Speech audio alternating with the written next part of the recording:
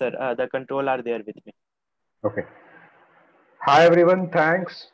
This is Alok Patnia, Managing Partner at Tax Mantra Global, Managing Partner at Profit Board.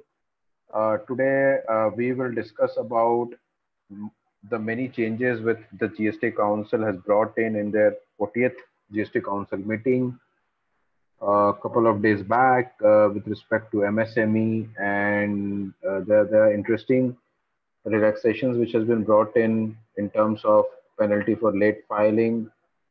I invite Kausal, CA Kausal, who is part of Tax Mantra Global, to do a detailed presentation in this regard.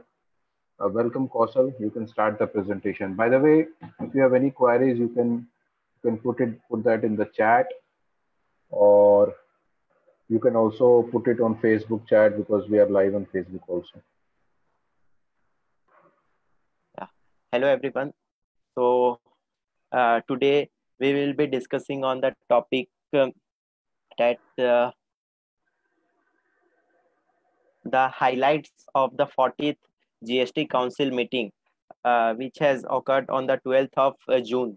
So what the council meeting has given the relief to the businessmen, the small and medium businesses. What are the main kind of outcomes of this meeting? So basically, uh, going forward,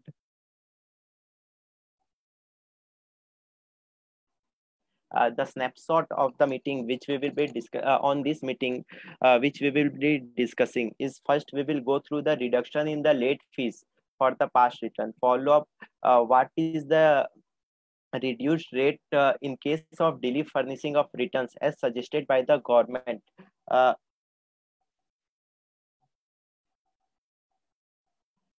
as suggested by the government. Follow up with what are the reliefs the government is of the proposal for the small and medium taxpayers, and also the one-time extension provision which has been brought up in the 40th GST Council meeting. And after that, we will discuss on the applicability of director remuneration on the applicability of GST on the director remuneration. So these are basically the things we will be going to discuss today. So moving forward,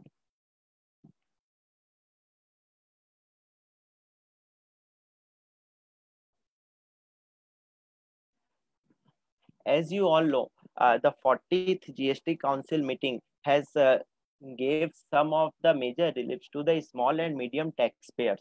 So the very accepted decision by everyone is the reduction in the late fees for delayed filing of GSTR 3B.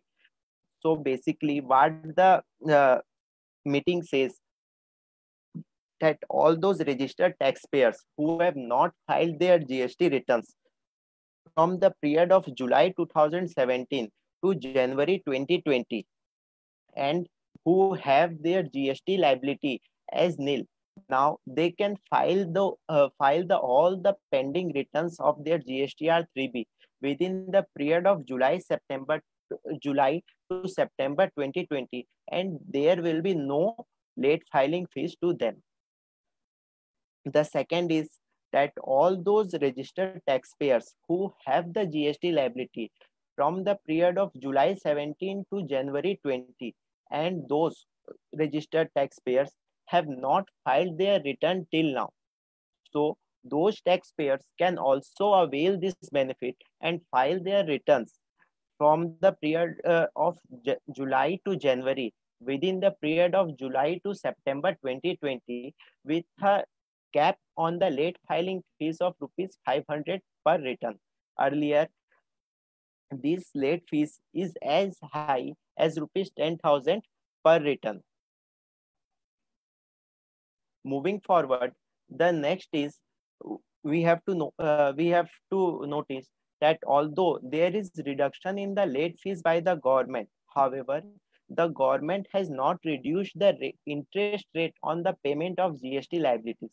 That is, all those registered taxpayers who whose returns for the period of July 17 to January 20 are due and are having some or any kind of tax liability in this period, they have to file the returns along with the payment of interest at the rate of 18% per annum as applicable to them, provided this this benefit can be availed only if the registered taxpayers file their return between the period of July 20 to September 20.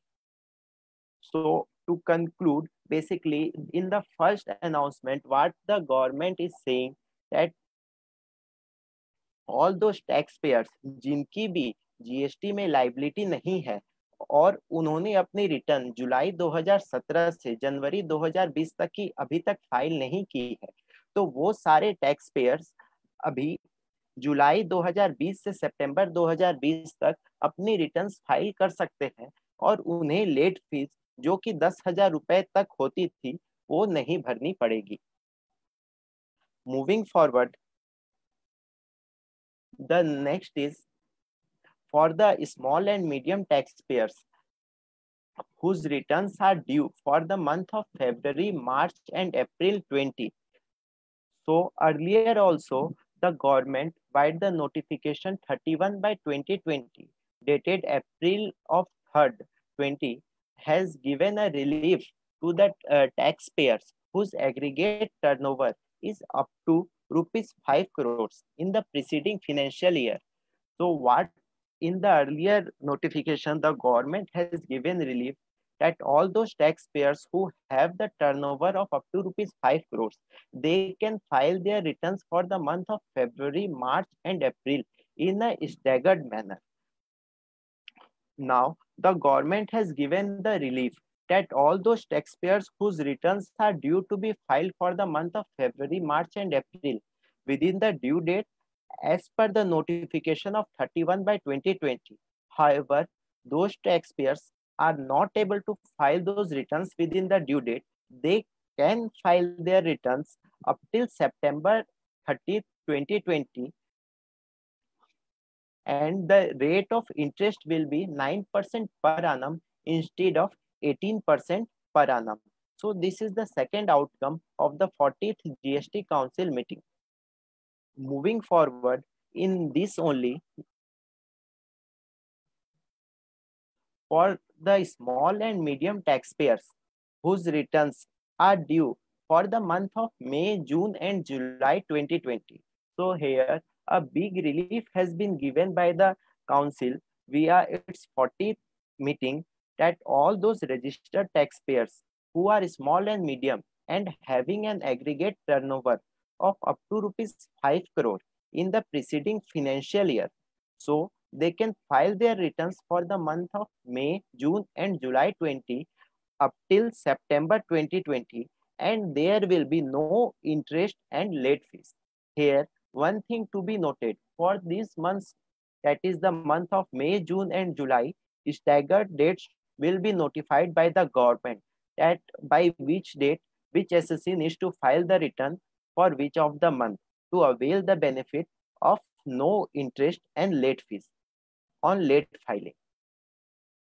So to conclude both the points, what the government has done, all those registered taxpayers whose returns for the month of February, March, and April are due and to be filed by the end of the June. And if they are not able to file those returns, they can file it till September, and there will be reduced rate of interest at the rate of 9%. And the second thing, all the small taxpayers having turnover up to rupees 5 crore in the preceding financial year and whose tax returns for the month of May, June, and July are to be filed within the due dates, the dates has been extended up till September 2020, and there will be no interest and late fees. The third and the major important announcement of the 40th GST Council meeting is, as we all are aware, that government by itself has cancelled various registered taxpayers GSTN because those registered persons have not filed their GSTN from GST returns from the very long period of time. So here is also the opportunity for those taxpayers who have not filed their returns and their registration has been cancelled up till June 12, 2020 by the government. So they can file an application for revocation of cancellation of the registration up till September 2020. So all those registered taxpayers जिनकी registration 12 जून 2020 तक cancel हो गई है, वो registered tax payers application file कर सकते हैं 30 सितंबर 2020 तक गवर्नमेंट के पोर्टल में to revoke the cancellation order. So these are the three basic outcomes of the 40th GST Council meeting, which was held 3 days back. Moving forward, more meetings will be there and we will be updating you about the outcomes. The next we will be discussing is one of the recent circulars made by the CBEC on the applicability of GST on the director's remuneration. So council, via the circular number 140 by 10 by 2020 dated 10th of June 2020. So here the government has clarified on the applicability of GST on director's remuneration. So here the things are divided into two parts. One, all the directors who are getting remuneration from the companies, and those directors are also employee of the said company. And the second is all those directors who are getting remuneration from the company and are not the employees of the company, or receiving amount by whatever name it called. So in the first, what the government says that all those directors who are receiving remuneration by the companies and who are employees of the company, so it is clarified that the directors' remuneration, which are declared as salaries in the books of the companies and TDS under section 192, has been deducted on the said remuneration. So these remunerations are outside the purview of the GST. That is, on the remuneration which has been received by the employees and TDS has been deducted under section 192 of the Act. So these are within the purview of the Schedule 3 of the CGST Act and are therefore not taxable under the RCM. The second is all those directors who are receiving remuneration by the companies, and these directors are not the employees of the companies. Maybe these directors can be the independent directors, or those directors which are receiving remuneration from the company by whatever name called, such as these directors are receiving due to their personal skills or capacity. So here, in case on this remuneration or on the professional services, if the TDS is deducted under section 194J of the Income Tax Act, so here it is outside the scope of the Schedule 3 of the CGST Act and therefore liable to RCM provisions of the Act. So basically what is there? All the directors who are receiving remuneration or say professional fees from the company due to their personal skills also, and where TDS is deducted under section 194J, so RCM provisions will attract on the company.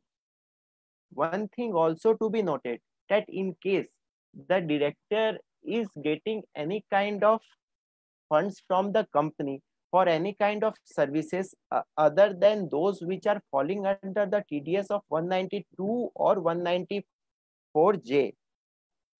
So in this circular, it has not been made any clear that how this will be treated.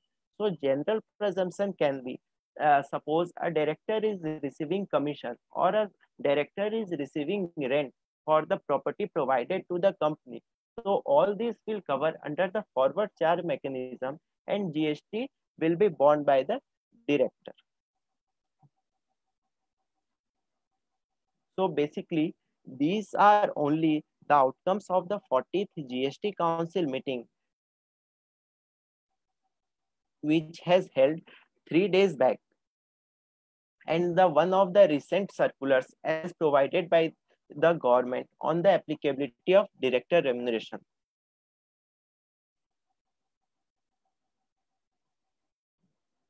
So thank you everyone for joining the webinar. As you all know, Tax Mantra is a global tax and legal firms, and we have our branches in India, Singapore, and USA. You can follow up our website taxmantra.com, or can mail us at the info@taxmantra.com for more queries or to reach out to us.